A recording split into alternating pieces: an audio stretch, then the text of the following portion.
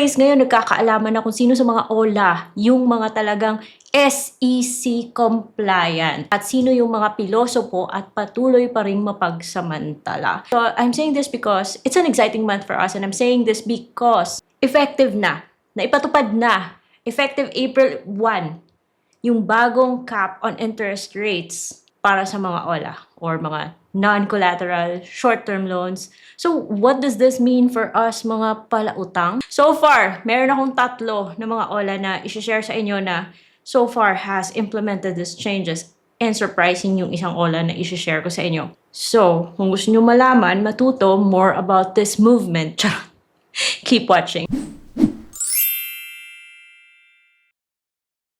It's Ate Red here, and dito pinag-uusapan po natin yung mga utang. April 2026, I think, is a good month for us, mga borrowers, or mga palautang. Yes, hindi ako nahihiyang tawagin yung self kong palautang.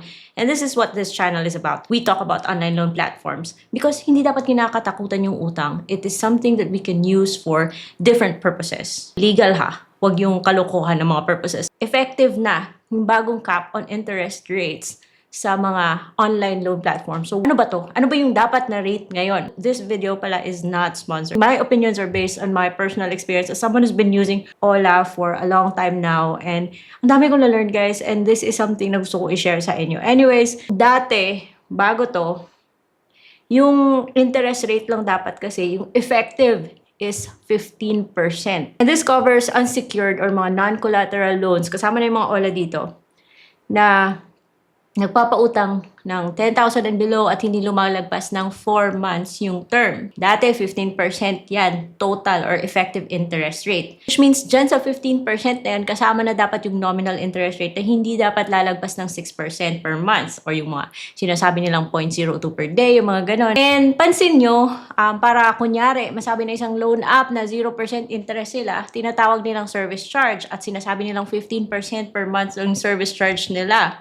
Diba? Iba't ibang presentation yan actually. Pero yung bottom line there is that dapat hindi lalagpas ng 15%. Kasama niyo yung nominal interest, yung add-on rate, yung mga processing fees. Dapat kasama na yun. Okay, anong nagbago? What changed? April 1 ha, it still covers unsecured non-collateral loans. Kasama, like I said, kasama nga dito yung mga OLA. Loans not exceeding 10,000 pesos po.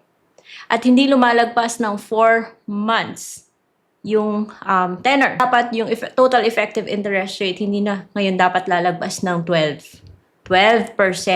At kasama na dito sa 12% na yan, dapat yung nominal interest rate na hindi lalagpas ng 6%. And then, whatever fees man na gusto nilang idagdag. That is why I've been saying, mapa-interest man yan, mapa-insurance man yan, maging processing fee, admin fee pa yan.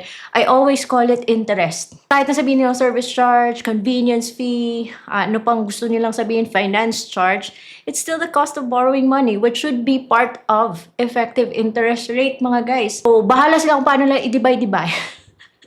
Divide or i-allocate yung mga fees na yan basta hindi yan lalagpas ng 12% for loans that are 10,000 pesos pababa at hindi lumalagpas ng ng 4 months. So say for example, magpapahiram sila ng 1,000 pesos at sabihin na lang 1 month.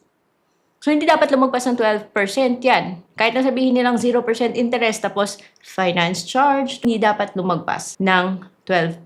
Bahala sila, sabihin man nila interest 6%, and then yung ibang fees magiging 6% din, basta hindi lumagpas ng 12%. So far, yung tatlong companies yung na-observe ko na. Number 1 is Casialo.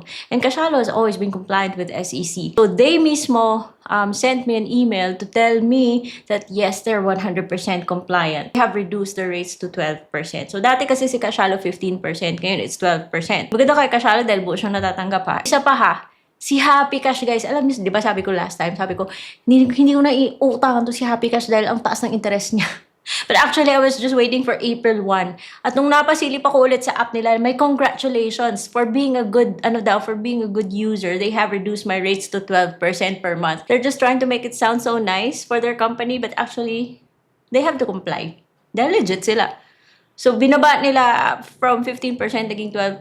Actually, it's considerable kasi dati yung 6,000 babayaran mo in in 3 months time, ganito siya. At ngayon ganito. So, 180 pesos po yung binaba ng babayaran mo every month for a loan that's 6,000 payable in 3 months. Malaki na yan, ha? At ngayon, yung 1 month nila, basta, ang laki yung binaba, which is really good, guys. So, compliant si Happy Cash. At ito naman yung kaloka, kasi yung may isang Ola, wow ha, kunyari, mahulaan nyo.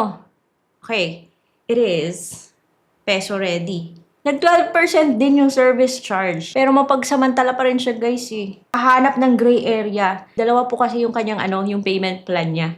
Yung speed up, take your loan immediately, or maghintay ka ng 7 days. Yes, 12% yung service charge, pero may pa-insurance siya na mas mahal pa kaysa 12% na yan. Kung papatanggal mo yung mga additional fees na yan, maghintay ka ng 7 days.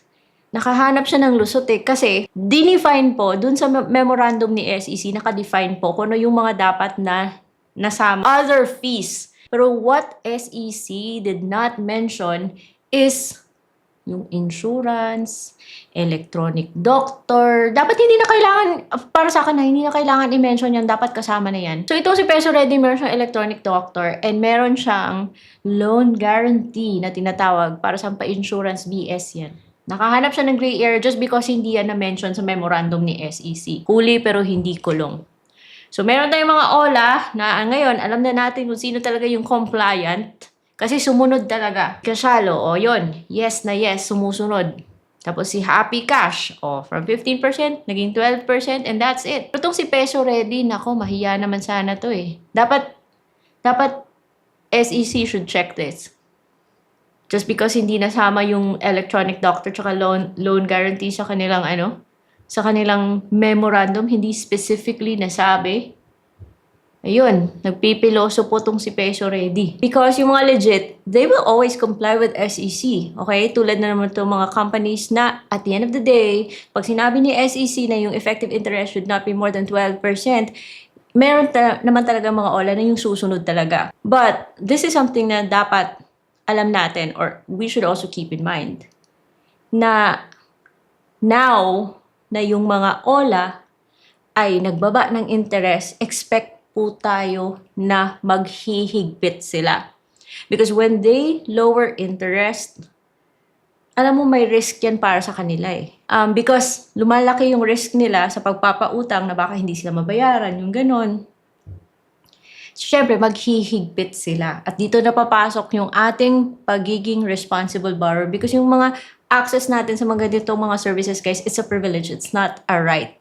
So, may mga guidelines po na sinusunod para magkaroon tayo ng mga access sa mga ganito. Kung meron akong mga nakalimutang banggitin, let me know in the comment section, guys. And let's talk about it in another Utang Talk serye. But for now, ito lang. Kasi may mga nagtatanong pa rin dun sa Facebook, ano ba dapat yung interest ngayon? So, it should not exceed 12% for total effective interest rates for loans that are 10,000 pesos and pababa, and not more than 4 months yung tenor or term. And dapat dito sa total effective interest rate, kasama na dito yung nominal interest, which should not be more than 6% per month. And kasama dito dapat yung mga fees. So SEC, dapat tingnan nyo yung mga olang may mga dinadagdag ha. Kasi gusto siguro ng mga OLA to, yung talagang ilagay mo doon sa other fees, isama talaga yung electronic doctor, yung loan guarantee at borrower's advantage package. Dapat na-enumerate din yung mga yan. Anyway, so yun lang, guys. And I hope you learned something from this video. See you on my next vlog.